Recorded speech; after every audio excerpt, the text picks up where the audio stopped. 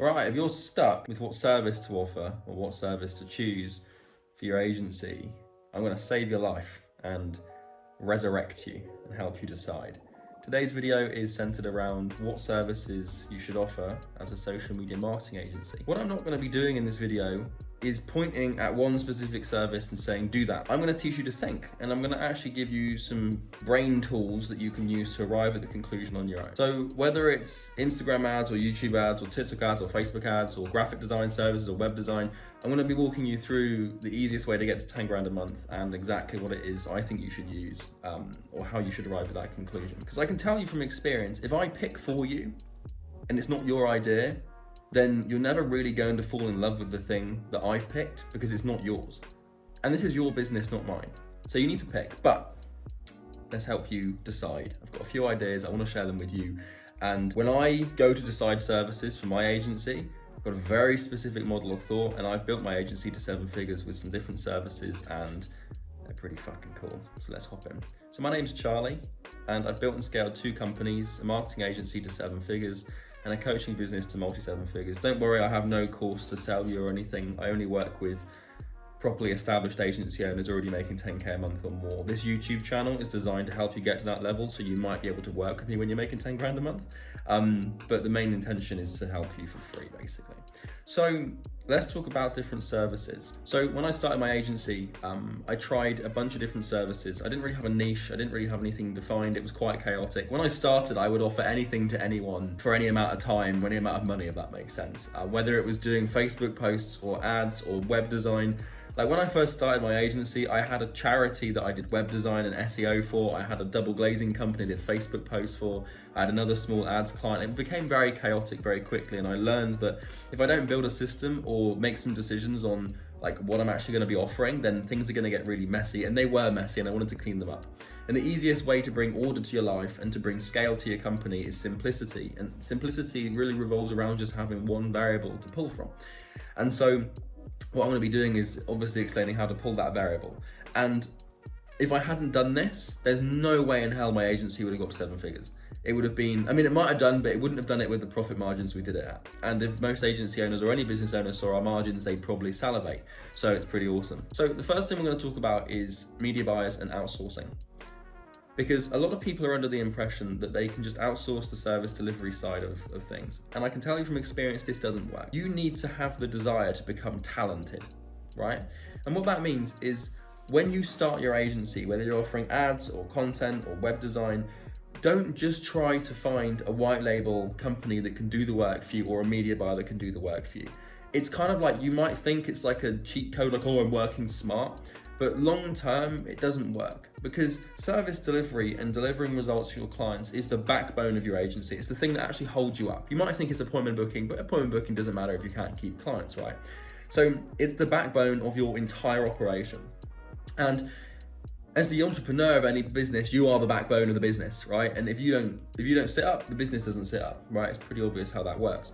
So when you hire a agency to do the work for you or a media buyer to do the work for you, is like, what happens if they start being shit or stop caring? Or what happens if they triple their prices?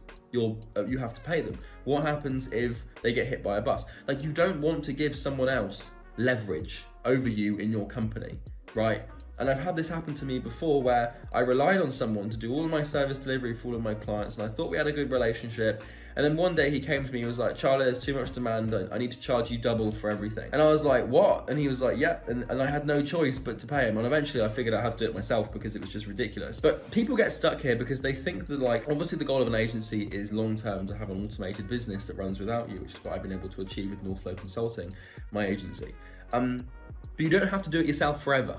Right? You just have to do it well enough and understand how everything works well enough for yourself, so that in the event that you did hire people once you've grown out of the company, like, you still know how to do the work yourself, right? So you need to become talented and skilled, because it's that talent and skill that you'll be fundamentally selling to begin with. You don't want to sell someone else's talent and skill, because you can't control them, their mindset, and also if they get hit by a bus, your entire agency goes to shit, right?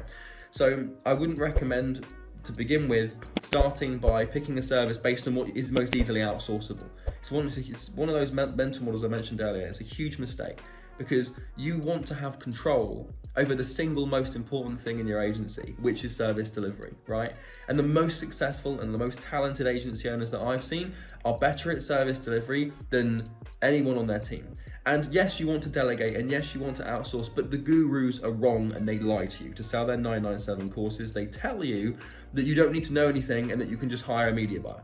But it doesn't work, right? And I can't tell you how many people I've coached and consulted with in the agency space who are like, oh, my media buyer's doing this or my media buyer's doing that. I'm like, yeah, it's obvious why you're failing. It's because you're trying to outsource success, and you can't do that, right? Until you know how to do it yourself, you should not hire someone to do it for you. So that's the first strategy. I know it's not related to what service to pick, but a lot of people will decide their service based on what they can outsource and also where they believe their current skill lies.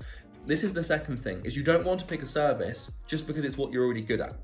Because when you're starting a business, you don't really matter. Your skills, beliefs, values, perspectives, and understanding of what's best probably is wrong and doesn't matter. The best service to pick is the one that gets your client the best result they want. So when you're picking a service or a platform to use to deliver results, the best thing to do is to look at it and think, what does my client want? Right? What exactly are they looking for? What problem do they face? And then you just invert that problem and you find the best solution, and then you just use whatever's best to solve the problem as your service. So if you come into I'm really good at web design, right? Most web design agencies are doomed for failure. The reason behind it is because web design doesn't actually move the needle in the business. I don't have a website for my multi-7-figure coaching business, and I know loads of businesses that have shit websites. Websites they don't really do anything. It's like they don't drive traffic to the business, they don't deliver leads to the business, they don't deliver appointments. No, yeah, they might do to a degree, but it takes like 6 months to 12 months to deliver anything. And they're usually just window dressing, and they distract the business owner from the main thing, which is obviously just building like a funnel. So that's one little tip, is just don't offer websites. That's my opinion. I know some successful web design agencies, but it's very hard to book appointments and sell websites. It's significantly harder to do that than it is paid traffic services that can provide immediate and instant results, because websites, it's like, if you critically think about a website, you just don't need one.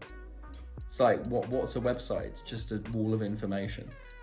Great. Why does a business need that? They don't. If anything, it kills your ability to close deals, because like, if someone can look me up and look up my company and what we do, then they're not going to book a call to do that. So the only way people can gain information about my services and my company is through a phone call, which is what you want. But if you have a website that plasters everything you do and makes it all fancy and gives everything they want, then they've got no incentive or reason to book a call. They'll just file it away as an option. So we don't want information about what we do to be out there. Now, to a degree you do. You want to obviously tell people what you do and have some information on a LinkedIn profile or something. But dude, like, I usually just use my LinkedIn profile as my website for the first 2 years in business. Okay, so in short form there, don't pick what you're good at, because what you're good at might not be what is going to be best to solve the problem for the client. And that's a hard pill to swallow, and a lot of people will tell you to play your strengths. But if your strength is fundamentally a weakness, right? If you pick it, what that means is that if you're good at like one thing and it doesn't really solve the problem, but you're still good at it, it doesn't mean you should pick it. Your entire service delivery paradigm and what you choose and the decision you make should be underpinned entirely by what is best to actually solve the problem the client faces. So if the client wants like a brand and a fancy website, and they're deluded because they think a website will save their business, then you can offer websites. But if what they want is cold hard cash and appointments and people actually in the door, then it makes more sense to offer something like database reactivation or ads, right? Better still, like, what ads do you offer? We'll talk about that in a second. So you can pretty much split SMMA services into two distinct categories, right? The first one is low ticket services that, like, generally you need high volume to hit anything like 10 grand a month, but it's a lower stress type of client because they're paying you less. But the problem with this sort of like lower ticket, higher volume thing is more clients is actually more stress. So like, if you've got a company paying you like a couple of $100 a month to do all the social media posts, they might not be on your case constantly, but you need 3 of them to make $1,000 a month. Whereas you might need 1 client on a retainer for ads to make $1,000 a month. I'd rather have 1 client that is going to be a little bit more on my case than 3 clients who are going to be somewhat on my case. Because the stress will be the same, right? You've got to understand, like, you can't hack a system like this. The alternative is like, you've got sort of 3 tiers of services, right? You've got low ticket, retainer based services where it's just like You know, I'm offering like a low ticket, typically, sir. The problem with this is you can't solve a problem if someone's paying you a couple of $100s a month. You want to go for the upper echelons. You want to charge as much as you can, because the more you charge, the more talented you are, the more skilled you are, the better you can actually solve a problem. Social media posts will not save a business. A website, like some like low monthly SEO or some graphic design, will not save someone's business or fix a problem for them. It will just make them look pretty, right? It's kind of like if someone's fundamentally ugly, and like, it's kind of like imagine this, right? So imagine a business is fundamentally fucked, right? It's not getting any customers, it's dying, and they want to hire a marketing agency to solve this problem. Now let's liken this to a person with an extreme lack of confidence in their skin. Now, what they can do is they can go and get plastic surgery to completely change the way they look to feel more confident. And I'm not condoning that, but just an example. Plastic surgery is obviously way more expensive, but it actually solves the problem, right? Or they could go and buy some cheap makeup and put some makeup on to try and make themselves feel confident, but they still don't, because they're still fundamentally, as far as they're concerned, ugly. The makeup and the cheap makeup is the equivalent of a website or graphic design services that make the business look better, but it's still, you're trying to market a piece of shit, right? It's a piece of shit. The plastic surgery actually solves the problem. And so if you wanted to solve this person's problem, you'd be a plastic surgeon and not a makeup artist. Because makeup's a short-term thing that you can still kind of see through, whereas plastic surgery you can't really argue it.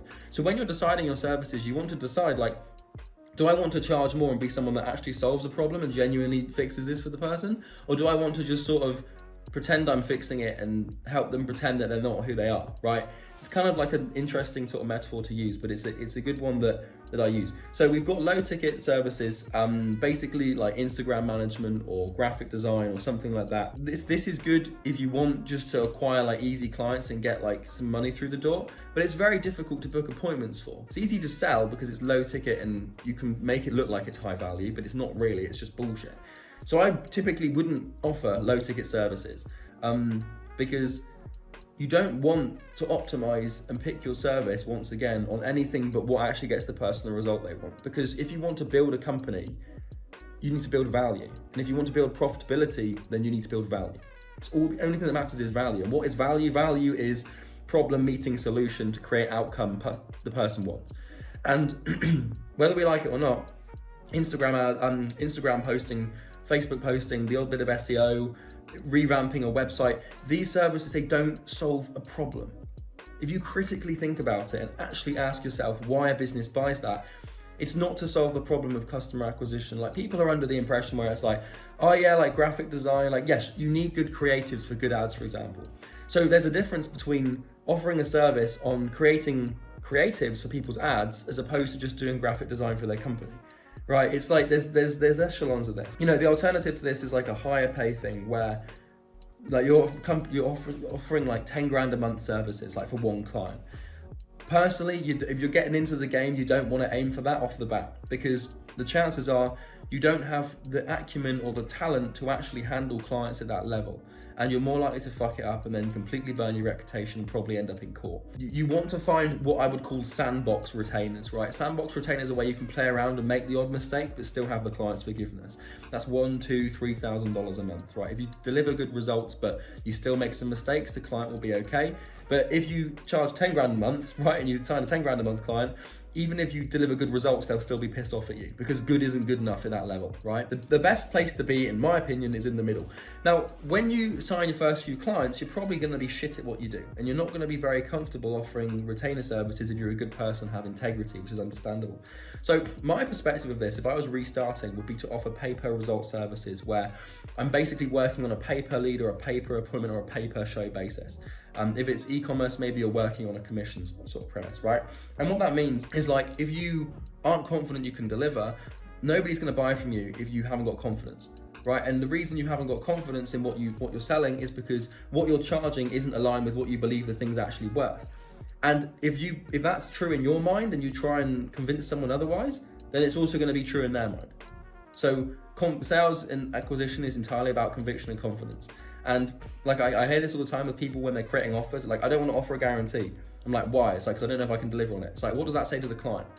And they're like, I don't know. I'm like, so don't try to fix this from a guarantee perspective. Try and fix this from a talent perspective and become better at what you do.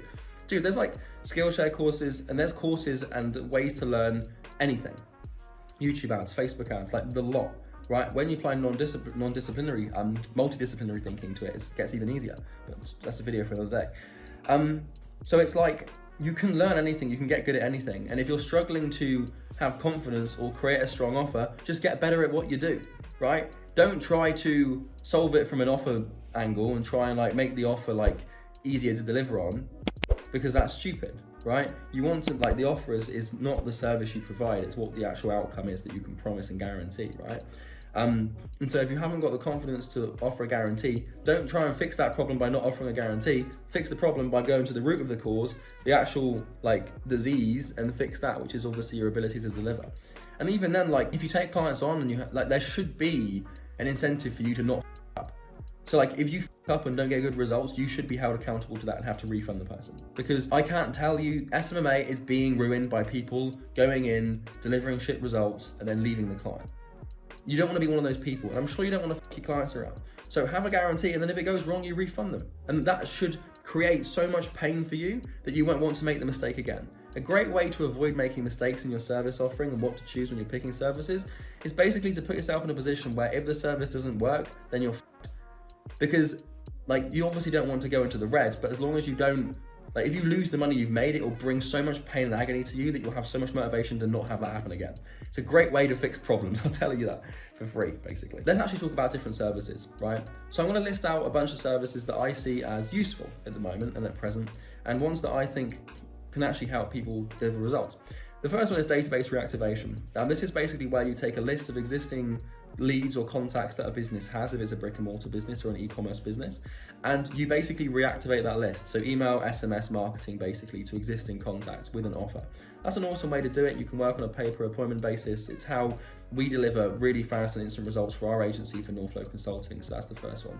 YouTube ads is on the rise without a shadow of a doubt, but more specifically, you can niche down here and run an ads agency on how to actually make good YouTube creative, right? Because this is also with TikTok as well. So we've got like the database reactivation, YouTube ads, TikTok ads. You can offer Facebook ads. I don't like the direction Facebook ads is going in. They might fix it, it might turn around. Also, a lot of people are moving away from Facebook ads at the moment, so it's a good opportunity to move in the opposite direction.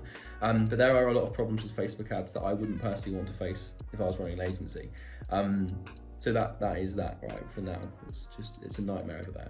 But like TikTok and YouTube are good ones to offer, but more specifically, like the biggest problem people have with TikTok and YouTube is the creative. So making the YouTube videos to actually advertise, making the user-generated content to actually advertise on TikTok, these are big problems. And so if anything, I would start an agency offering agencies content creation services for YouTube and TikTok ads. And then it's like, it solves a huge problem for them, and you don't have to necessarily go directly to the business, you can go to agencies that already have clients. It's a great way to sort of get started. If you're wondering like, well, I don't know how to learn that or do it, then you just read books and you go and do courses off Skillshare for $50 or something. It's not like hard to learn how to do things these days. The hard thing is picking what to choose and actually devising a strategy around that. So there's pretty much any SMMA service is viable if it actually delivers a result that someone wants to accomplish. And often it pays to look at these services like YouTube or TikTok ads or Instagram ads or whatever it might be, or general organic marketing, right? And then look at like what those services are comprised of, and then figure out where the big pain point is in the delivery. So like with database reactivation, a big pain point in delivery would be creating an offer or something like that, or creating the copy. It doesn't have to be the technical delivery of the thing, but the thing you're actually delivering is the thing that matters, which is the offer. So don't just jam yourself into thinking that you have to offer the service as a whole, because you can actually make more money delivering little parts of the service that create the most pain, right? And also you can save yourself a lot of time. So that's a good angle you can take, or you can become like a full sort of stack agency in one specific thing. So I'll leave you this in closing. The best agencies I see are the ones that do the best, specialize in one thing, but also know a lot about a lot of other things. So for example, I've got a friend of mine called Daniel, he runs like a Facebook ads agency for ecom. Then he's also very good at email marketing, very good at SMS, and very good at Google ads. So he's got a plethora of services and different things that he can choose from and leverage to, like, if one thing goes wrong, he can pick up something else for his clients, and he knows them all inside out, and it pays to do that. Google ads is also a great service you can offer because it's more search driven, it's more search intensive. But then also like building funnels for Google ads is another problem. So I'm not going to give you like one specific thing. I just wanted to share these ideas with you today to give you some methods of thinking and hopefully my paradigm on how to actually pick a service. And in doing so, I'm hoping that I can actually help you arrive at a better conclusion and avoid mistakes that potentially would cost you a lot of money. So I hope you enjoyed this video. If you did, you can like and comment and subscribe and do all that fancy stuff. Don't turn the bell notification on. You don't need to be notified of when I upload. You can just subscribe and chat back every now and then. I don't want to distract you from your work, and the bell notification thing stops you from working, right? So I don't want to distract you, it's pointless. But if you did enjoy the video, please do subscribe and like and comment. Like I said at the start, I don't have a 997 course on how to start an agency or anything. I only work with established and existing agency owners that are already making 10 grand a month or more. If you're in that position and you want to explore how we could help you scale to multi 6 or 7 figures beyond these videos, you can click the first link in the description. If you'd rather not, that's fine, but either way, the option's there. Have a great day. I've been Charlie. Talk to you soon.